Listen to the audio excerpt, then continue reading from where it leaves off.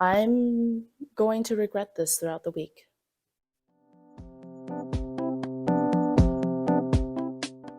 Hi, welcome back to my channel. Today we are doing a little challenge for myself because it is the end of the month and I have a couple of books that I want to get through before my April reading wrap up. So we are doing the swapping my screen time with reading challenge, and you guys probably see this a lot around booktube, and I wanted to give it a try. I'll put it up on the screen somewhere. Today is Friday, so we are starting with the screen time of last Friday, and it's around 6 hours and 20 minutes. But I'm gonna tweak it a little bit because, as you can see, it counts the camera as screen time, and I feel like that's unfair because the only time I use my camera is to film videos like this. So I'm just gonna subtract that from the screen time. So last Friday, without the camera app, it's about 5 hours and 30 minutes. That's what we're gonna do today. We're gonna read for 5 hours and 30 minutes. That's not that bad, right? Like, I feel like I do that normally on a regular basis. When you put a timer on it, it feels dreadful. Maybe I'm just dramatic, but I want to go over the books that I do plan on reading for this video. Will I get through all of them? I don't know. Will I need more books for it? I don't know. Probably not. The first book I definitely want to start off with is Ruin and Rising. This is the third book of the Shadow and Bone series, third and final book. I am about 100 pages from being done, and this is for the Shadow and Bone reading vlog. I'll link that video up top, but I wanted to finish this up. I've been reading the series for quite a bit for my standards, so I just want to finish that. And then we're going to read, oh wow, I'm like, yeah, this. I forgot I took the dust cover off, but this is The Heart of the Sun Warrior by Sulin Pan. This is the second book in the Celestial Kingdom duology. This is a book that Natalie and I are reading together. I am currently on page 147, and we just want to get this done. We don't love this series, we don't love this book, but we try really hard not to DNF books. We're gonna get through this, Bessies. We're gonna get through this, and you guys are gonna be my rant buddy. I'm going to rant to you guys as I read this. So that is the next book after Ruin and Rising. After that, I really want to get through The Girl Who Fell Beneath the Sea by, I think this is Axio. Yeah, Axio. This book is really pretty. This is from Fairy Loot edition. It came from a monthly subscription box. I don't remember what month, but I've had this for a while and I want to read it. People give this really good ratings. This is Korean folklore retelling, and it's pretty similar because this is a Chinese folklore retelling, but this one is Korean, and I'm really hoping that I like this one a lot better than the Celestial Kingdom, but who knows, because the Celestial Kingdom duology also has really good ratings on Goodreads, but I disagree with those ratings, so I have trust issues. We're gonna try to get through this. This one isn't a very big book, so it shouldn't take too long to get through. It is 320 pages, and if we have enough time after those 3 books, I do have a 4th book that I'm reading with Nat as well. It's called The Ashes and the Czar-Cursed King by Carissa Broadbent. It's the second book of the Serpent and the Wings of Night duology. These are not in any particular order. I know I want to do this one first, but I think for the other 3, I'm going to tandem read these 2 together because I don't think I can binge read this one just because my attention span does not stay with this book for long periods of time. So I think whenever I want to break from this, I'm going to read this. And once I'm finished with these, I'll go ahead and start reading this one, The Girl Who Fell Beneath the Sea. I don't think I'm gonna need another book, but if I do, we'll pick it out together. Yeah, we're gonna get started, try to finish this off.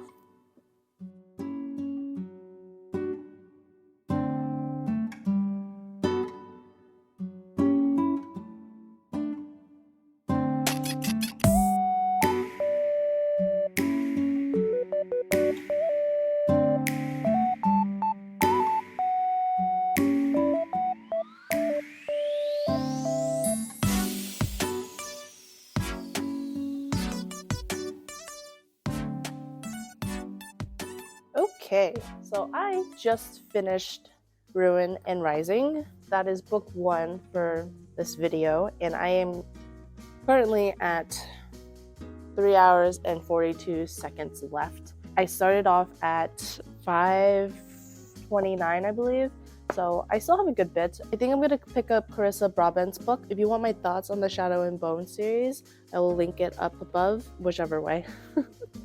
But yeah, we're gonna start on this. I may switch over to The Heart of the Sun Warrior in between. I don't know. I'm trying to tandem read it because I know if I finish this one, I'm gonna be really sad having to push all the way through the Heart of the Sun Warrior by itself. So, but yeah, we're gonna get started.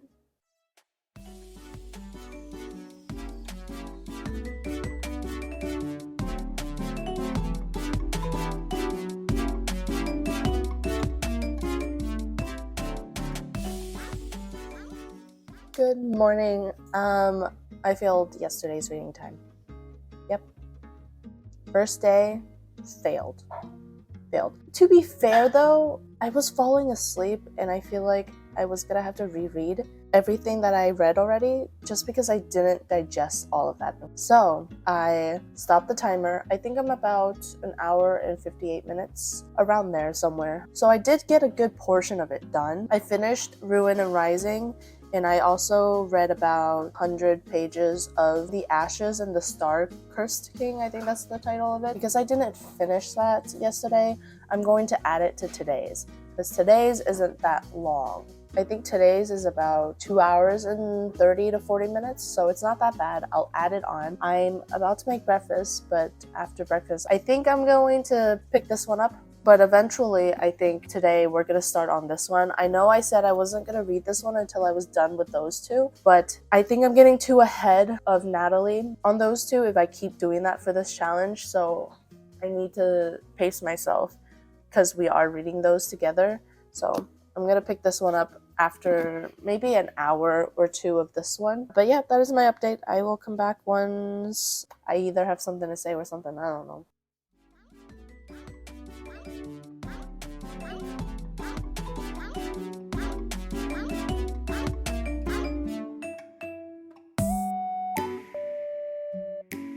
Okay, so I finished the timer from yesterday, the almost 2 hours that I have left. Just a quick update, I think I'm gonna take a little break before I start today's timer, but I stopped at chapter 23 for The Ashes and the Star-Cursed King by Carissa Broadbent, and I already really enjoyed this series. From the very first book, it was really enjoyable. I'm probably gonna go over them in more in depth in the monthly wrap-up, so I'll just spare the details here. I wouldn't even say dark fantasy, but the world building is very dark because they do have the concept of vampires burning in the sun, so everything takes place during nighttime and like when the sun is setting. So in your head you kind of have this, every scene that you're imagining is obviously at night, so it has that dark feel. I like the characters. The second book is a lot more enjoyable. I think the first one reminded me too much of the Hunger Games because she has to survive in this competition, but in the second one it's a different plot line obviously, and it's a lot more interesting and a lot more tragic. I don't know what it is.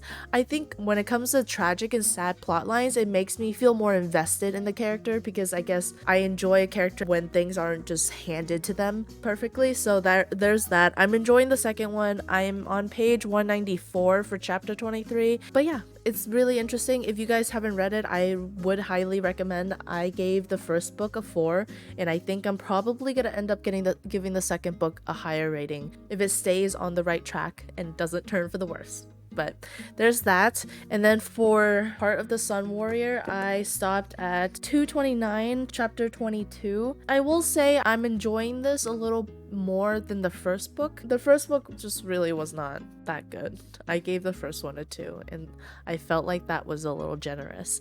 But this one is a little more interesting. It doesn't give you enough time to actually have your own emotions on something, because as soon as a thought is said or a plan is mentioned, it just happens right away, and you don't have that time to be like, oh my god, this is like a really bad plan, or oh my god, this is a good plan, I'm super excited for this to come up. It just doesn't give you enough time for that, I guess. I don't know. So I'm gonna pick up The Girl Who Fell Beneath the Sea for the next 3 hours. I believe today it is 2 hours and 40 something minutes. So yeah, today I have to read 2 hours and 47 minutes. I will start that after my little break. I will catch you guys in a few seconds.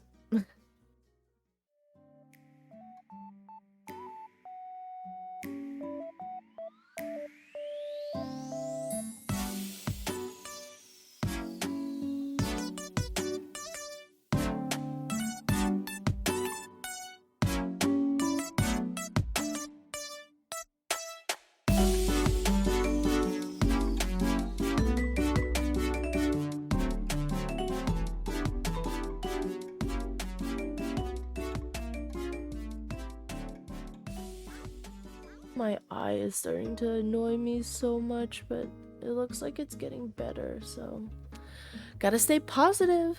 It is 11:05 p.m. I finished my time not too long ago. I spent the entire time reading The Girl Who Fell Beneath the Sea, and I love this book. I stopped at chapter 20, page 186. I'm probably gonna finish this book tomorrow just because of how small it is, but I'm really enjoying the book. I wouldn't say it's very complicated. The plot itself isn't complicated. It's not high fantasy or anything, but it is fantasy. It's a Korean folklore retelling about the gods, and a village believes and worships the sea god, and every single year, to appease the sea god and to make sure that there are no storms and natural disasters, they have to offer the sea god a bride every single year. And that's the village that our main character lives in. Her name is Mina. She is the sister of June, and June is actually in love with this year's sea god's bride. And the book starts right off where he is trying to save the girl from being taken to the spirit realm, and Mina, as his little sister, is trying to save him because when the dragon comes to get the bride, June steps between them. So Mina sacrificed herself so her brother could have the love of his life. That's where it all starts. It's very fascinating. I love the way this author writes because it's very magical and whimsical. It's not very complicated, yet it's very detailed, and it feels very fairy tale like. I didn't know how to perfectly describe it until I saw the synopsis. I want to read it to you guys. This is the dust jacket for the book. So it basically just goes over what I just told you of Mina sacrificing herself so her brother doesn't lose the girl that he loves. She jumps into the sea and she arrives in the spirit realm. She finds that the sea god is actually trapped in a sleep. So she has to adventure around the spirit realm. She mingles with demons and gods and spirits, trying to figure out the mystery of what's going on, and so she can try to get back to her family if possible. I don't know. See, I don't know how this is gonna play out because like there is a romance in this book, so I don't know how it would play out. Like if she goes back to her family, what happens, right? I don't know. We'll see. But at the very end, it says that it's a magical feminist retelling of a classic Korean legend, perfect for fans of Uprooted and Spirited Away. When I saw Spirited Away, I thought it was the perfect description because when you watch Spirited Away, it's very magical and like childlike. Just think of that aesthetic. That is exactly how I imagined the aesthetic while reading this book, and I'm thoroughly enjoying it. Honestly, it's super cute. It's not very heavy. Like obviously there are sad parts to people's stories, but it's still very lighthearted in my opinion, and I think it is a very easy read. If you are looking for a cozy fantasy read, I think this is a very good pick. As of right now, I think I would rate it a 3.5. I've been on the edge of giving it a 4 or a 3.5. Would really depend on how this book ends and the plot twist, because there is a mystery that we are trying to figure out right now, and I want to see how that plays out before I obviously give the final rating. But as of right now, I think it stands at a 3.5. Another thing that I really love about this story is like the world building and all the stories and legends of how the people in her village believe in the gods and goddesses, and just seeing those gods and goddesses as actual physical beings in this book and communicating with each other is so fascinating, because it's not exactly how humans play out in their head exactly, right? Like they're not perfect people, or I don't know, entities, like what do we call them? They're not perfect. That is my update, so I will catch you guys tomorrow. I have to read 2 hours and 33 minutes. It's not bad. It's not bad at all. I will probably finish this tomorrow. Good night.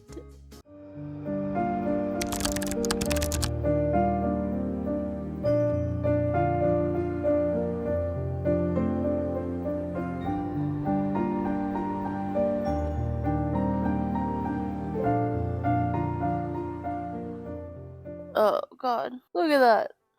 It's so red. I'm breaking out. I'm breaking out. I don't know why I'm breaking out, but I am breaking out.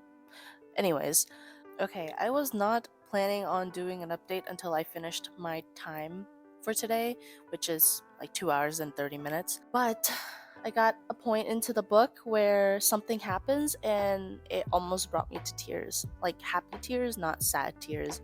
The way this author writes is so cute, and like just the world building of how the spirit realm and the human realm interact is so cute. I don't know how to say this without spoiling anything, so like I'm gonna say it briefly, but then I'm gonna talk about it. Obviously, whenever she travels to the spirit realm, she meets a bunch of new people, but we find out that they're not new people because they're people that she's known from her village. So it's like such a cute little reunion when they meet. This specific scene and these specific people,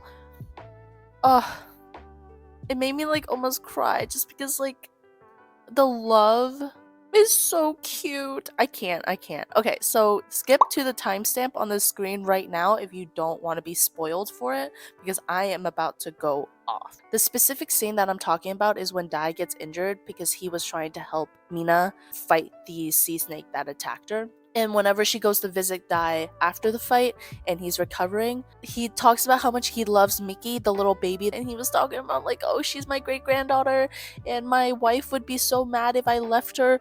It finally clicked in my head. Like, I knew Mask was her great-grandmother, the one that her grandma always compares her to. Now I just finally clicked that Dai is her grandpa that passed away, and the baby Mickey is Mina's niece that passed away that she talked about, and it's just so cute.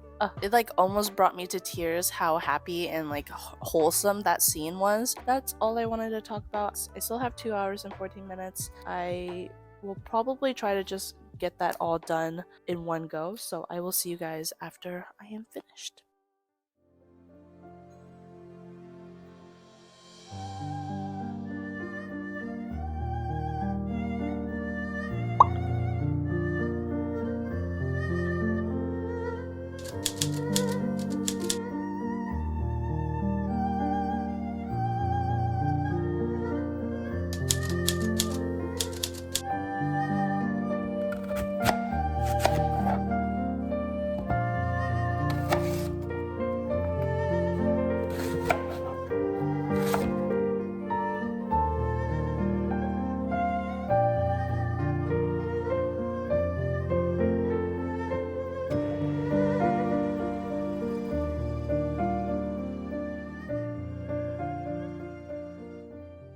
Good morning. It is Monday. I read a little bit this morning. I think we started off at 4 hours and 30 something minutes, and now we're a little bit under 3 hours. So I don't have that much left today, so that is all good. Last night, I did finish The Girl Who Fell Beneath the Sea by Axie O. The final rating I would give this book is a 3.5. Actually, let's do 3.75 because I really enjoy this book. I think that this book has a really cute story and it's very wholesome. It's kind of hard to explain the feelings you get reading this book, but I think the best way to describe it is it's like when your parents or your grandparents are telling you a bedtime story of like folklore and legends. I'm not Korean, but this story is very similar to Chinese folklore, so it gave me a lot of nostalgia because I remember my grandparents telling me a bunch of Chinese folklore about the moon goddess, all of the different little spirit realms. It has a really cute story. It does have romance in it, but overall, I think this is very similar to Spirited Away. Mina, our main character, is taken to the spirit realm. She has this adventure and she meets all these new people, and it's very wholesome, and the friendship she makes and the love that she finds and the family reunion. It's so cute. It's not a hard read. It's not heavy. It's very YA. It reads very YA, but I enjoyed it thoroughly. I thought it was the cutest little read. It's only 320 pages, so it's not like a lot can happen, so it's very fast paced, but it doesn't make you feel like confused why things happened the way it happened.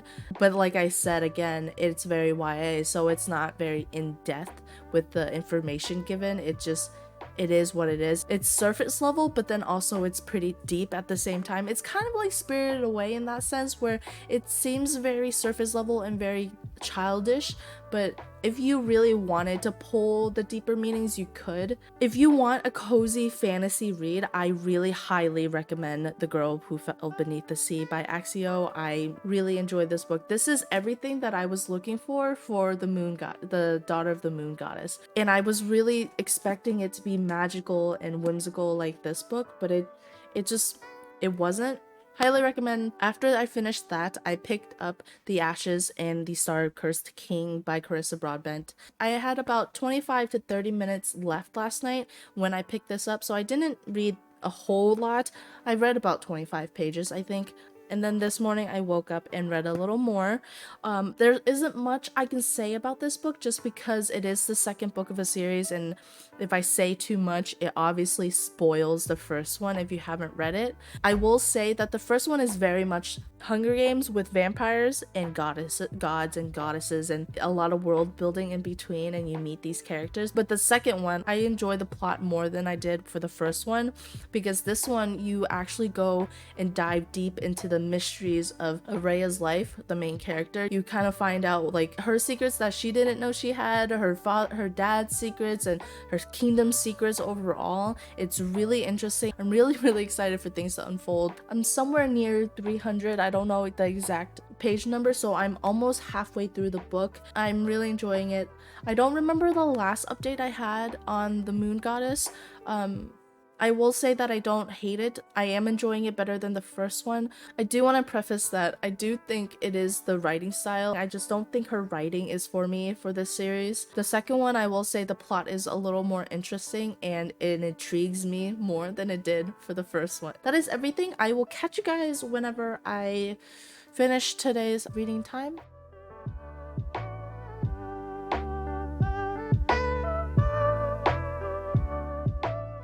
Good morning. Wait, oh my god. It's not morning. It is not morning. Anyways, I just finished my reading time for tonight. What was I? Bro, I'm so tired. I do not even remember my train of thought right now. I was gonna say I got to about chapter 38 for The Heart of the Sun Warrior, and that book is making me so mad. The main character feels like a hypocrite. She feels like a hypocrite, and it's not a fun read whenever like she tells somebody to do this one thing, but then she doesn't do it because she's like, I'm not even gonna spoil it, but like I had to put that book down. So I went back to The Ashes and The Star-Cursed King, and I got to about chapter 38 also, page 340, I believe, and it's getting really good. It's always been really good, but it's like you're getting juicy. I'm getting super close to this infamous chapter 44 that everyone talks about and compares to Akhtar's chapter 54, and I'm just thinking, I'm really hoping it's like the revelations and like finding stuff out that we've been trying to figure out, and not the other part of chapter 54 and 55, if you know what I mean. If you know, Akhtar girlies, if you know, like, you know. But I don't think that's what it is. I don't think chapter 44 is the revelation part. Just where we are in the story right now, like, I can't see it. I can't see something huge being revealed because it would feel like it's too quick. Unless these next few chapters are fucking mind-blowing, I just can't imagine it. But I'm super excited. Like, this series is so good, and I'm really tired. Tomorrow, I think we have about 4 hours and 50 minutes. Originally, it showed on my screen time as 5 hours and 44, but I took off for the camera because I just used my camera to film, so I didn't think I needed to add that. And then I also took off the 30 minutes of me using the Kindle app, because the only reason why I used the Kindle app was to set up my actual Kindle for reading, so I didn't think it was fair. Anyways, we're gonna try to wake up pretty early tomorrow because Tuesdays are typically my busy days. So we're gonna try to wake up early, get a good portion of the reading done, and then try to read sporadically throughout the day. I don't know if I can, but if I can, I will. And then try to finish it off when I get back home, because tomorrow night I have reading club with Janelle, one of my best friends. We're reading Better Than the Movies by Lynn Painter, and I'm super excited. We're on page like 70 something. It's a super easy read and it's super cute. I just got home not too long ago, about 20 to 30 minutes, and I wanted to talk about what I read today before I finished the time. I did get a good bit done while I was out, and I actually finished The Heart of the Sun Warrior by Sulin Tan. I'm going to give this book a 2.5. It's not a terrible book. I just don't think the author's writing is for me.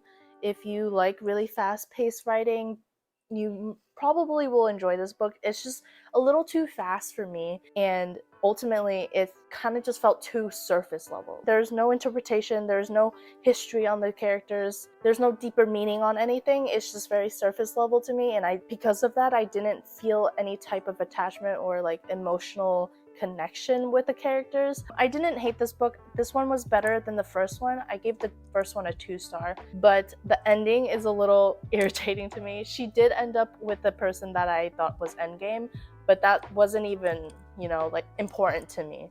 The story itself, just the way it ended, everything felt so easily and quickly resolved. I don't know how else to explain it. You would just have to read it, I guess. I'm just glad that I'm done with that. So after I finished that, I moved on to The Ashes and the Star-Cursed King. Sorry, my gimbal died, so I had to change you guys onto my ring light. But like I was saying, after I was done with The Heart of the Sun Warrior, I went back to The Ashes and the Star-Cursed King. I got to page about 398, I believe, and that stopped at chapter 46. So I did pass the infamous chapter 44 and 45. I'm not going to tell you if my guess on what the chapter is was right or not. You're just going to have to read it. But I will say that it is getting very, very, very good. Like, things are really happening. The relationship between Rain and Araya are constantly very complicated, but it is very entertaining. The story and the political aspects are very interesting as well. I'm not too sure how this book is going to end because I am 60% through, and I feel like there is so much, and I don't know how that's going to be done within this book.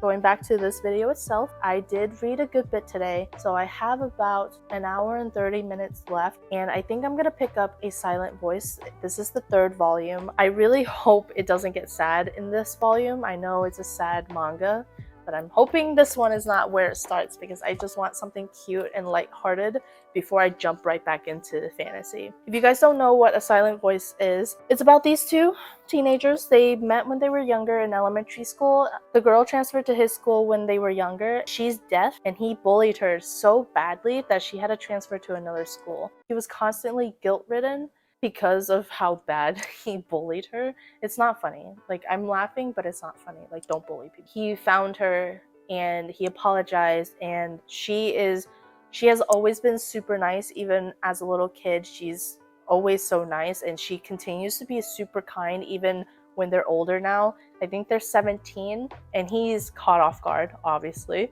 So it's just a story about that. I don't know how it's gonna be sad. I don't know how the sad plot comes in.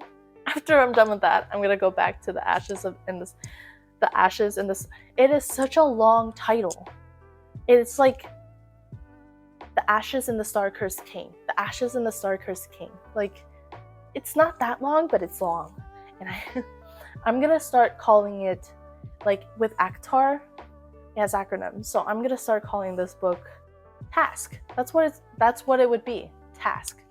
This book is Task from now on. That is my update. I will catch you guys after I finish the time for today. I will catch you guys later.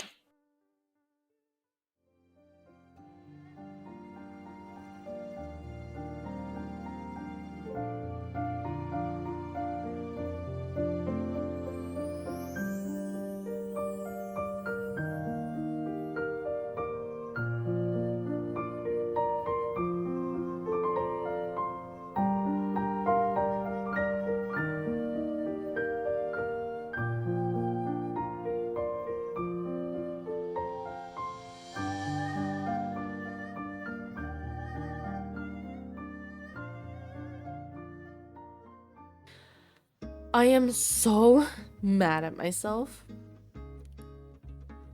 I spoke to my phone and talked the entire time and finished my entire update and went to stop the recording and realized I wasn't recording.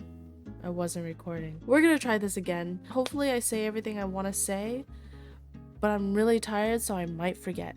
I don't have any updates for Task, the Ashes, and the Star-Cursed King. I don't have any updates since the last time we talked about it, but I do want to talk about A Silent Voice, Volume 3. I gave it a 3.5 stars only because I feel like there wasn't much progress other than like meeting some people from the past that are annoying. They're just annoying. I wish that we could just see the story and the friendship of the two main characters, but we didn't see it that much in this book. But I do think that we will start seeing it in the next volume and on, because there are only 7 volumes and I've already read 3 of them. So hopefully we get to their friendship, obviously. But that is all the update I have for you guys. I got to about page 416 in Task. I don't really remember what I was about to say or what my thought process was. I'm going to go to bed and I'm going to try to wake up early to get the reading done. Yeah. Good night, guys. Okay, it is the second to last day until I finish this challenge. Honestly, it hasn't been too bad. I kind of just did it to myself, reading at night instead of waking up early like I planned, because if I didn't have to read at night all the time, I think it would have been a lot. My screen time isn't that bad. It's whatever. It's Thursday right now, but I didn't give an update yesterday after I finished reading because I only had about like an hour and 45 minutes, somewhere around there, and it was just a quick read. I sat down, read, and then I went to bed. It is Thursday morning. I read a little bit, about 20 minutes, and currently I am on page, I believe, 510, which is part 6 of the Ashes and the Star-Cursed King. I'm trying to figure out what I can say without spoiling anything, but there isn't really much. Just gonna say a short update before I jump into like a spoiler section. I liked book 1, but I love book 2. I don't know what it is. You know what? That's a lie. I do know what it is. Her writing style is very, very good. Always keeps me intrigued, even if it's not action-packed all the time.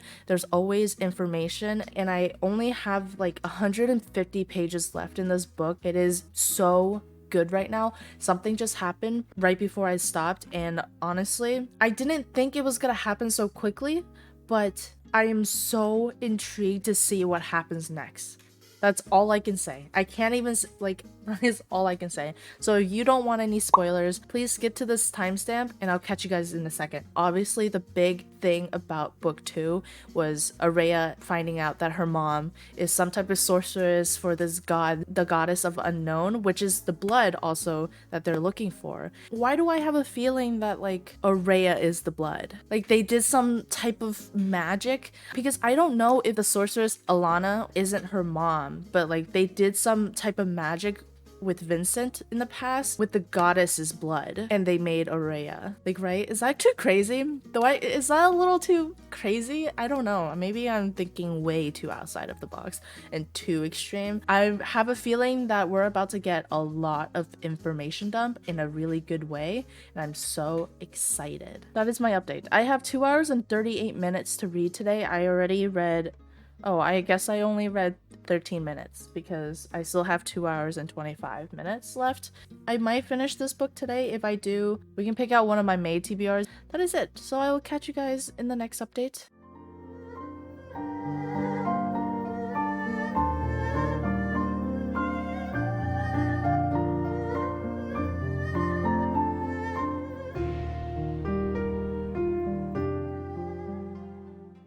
I know what you guys are thinking. Wow, Lucy's always in this hoodie. Does she have other clothes that she can wear? Is she okay? The answer is, leave me alone. Don't judge me. Okay, I work from home. This is one of my favorite hoodies. Am I okay? Probably not, but that's not something we need to talk about. What we need to talk about is this damn book. I'm at chapter 76, page 618. I am like 50%, I'm 50 pages away from being done with the book, and this book has made me cry twice in the span of 100 pages. I wouldn't even say 100 pages. The last 50 pages I read, I cried twice.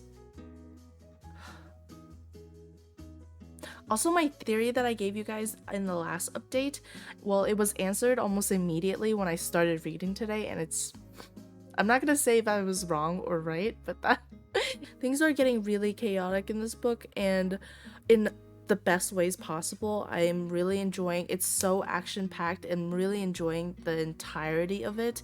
And I will say one thing that I really like about Carissa Broadbent's world building is I love the fact that these gods and goddesses are real tangible beings that come and talk to their children or creations, I guess, in a way, because Nyaxia is the goddess of the vampires and vampires are her children.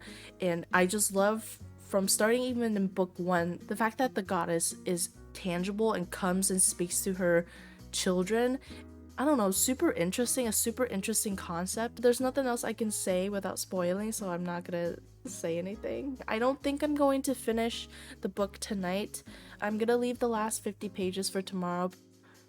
See, this stress, reading the last 50 to 75 pages really made me feel like I was reading the end of Aquawar. All of it is so chaotic, fast-paced, and I feel like my heart is being ripped out of my chest. I applaud you, Carissa Broadbent. You are an amazing author, and I look forward to reading your other series. But other than that, that is my update. I am going to go get some Chipotle because I'm starving. I'm gonna try to stop myself from thinking about this book because I need to restrain myself and let myself finish it tomorrow. I can't. I'll talk to you guys later. Good morning. It is finally Friday. I'm ready for this challenge to be done, even though I did have a lot of fun. I also had not so much fun sometimes. So I'm excited for this to be over. I did finish The Ashes and the Star-Cursed King by Carissa Broadbent. I thoroughly enjoyed it. Like I said, I cried a lot towards the end. I did like the ending, but I can see how this story is gonna continue, and I'm super excited. The third book is coming out spring/summer of 2024, so we have a year until then, and I'm just glad that I have the novella that I can still read, and also the standalone one that just came out like yesterday. It's called The Slaying of a Vampire Conqueror. But going back to task, I gave the book a 4.5. I really liked it. I will say that these characters are some of my favorite characters in the series that I've ever read. There are so many beautiful quotes in the 2 books that I've read from her, and I'm so excited to read more of her writing. I've heard Daughter of No World, which is her other series, is also really good. I'm really excited to read that eventually. I read for about 35 minutes today, which puts us at 2 hours and 30 minutes left, and I think I'm going to pick up Kingdom of the Cursed. This is the second book in the Kingdom of the Wicked trilogy. This is part of my May TBR, so I'm just gonna get a head start on it. So yeah, I'm gonna start this, and I will catch you guys once I am all done with today's time. I am finally done with the screen time challenge. I read up to about page 200 in Kingdom of the Cursed. I really enjoy this challenge. It kind of showed me that even though I think I read a lot, when you put a timer on it, it feels kind of like a chore. I love reading, but when you put a timer on it, it made me feel like, oh, there was just a lot of pressure. Even though it wasn't that bad when I actually started reading, it was just planning time in the day to have 5 hours for reading. I think I'm just being dramatic because my screen time wasn't that bad, but that doesn't matter because we did it. We're done. I don't have much of an update for this because this is the second book in the series. I will say, I almost called her Araya. Her name's not Araya. I'm sorry. I'm stuck in the Serpent and the Wings of Night series. I'm stuck in that world right now. But Amelia, the main character for this series, Amelia and Wrath have this tension going on, a lot of tension, and it's so funny. It's so funny because, see, I can't say anything with I can't say anything without spoiling anything. I was about to spoil something. Yeah, that's all I'm gonna say. Their tension is high, so Amelia has found out that there are more things that her family and other people have been keeping from her, so she has more stuff to uncover. I will say the world building and the characters and the plot is more interesting here. I can't say why, but it's darker and it's just more fun. There's a scene where Wrath really shows why he's the prince of House Wrath. It was unhinged. It was completely unhinged, but justified. Unhinged, but justified. So that's all I'm gonna say. Overall, I really enjoy this challenge, but I don't think I would do this that often. I would do other challenges though, like maybe towards the end of the month when I'm trying to get through my TBR, I'll do like a 24-hour reading challenge, or I don't know, something that makes me binge read before the end of the month to finish off the TBR I have left like I did. I had a lot of fun. I hope you guys enjoyed this video. If you did, make sure to like and subscribe. Other than that, I will see you guys in the next video. Bye!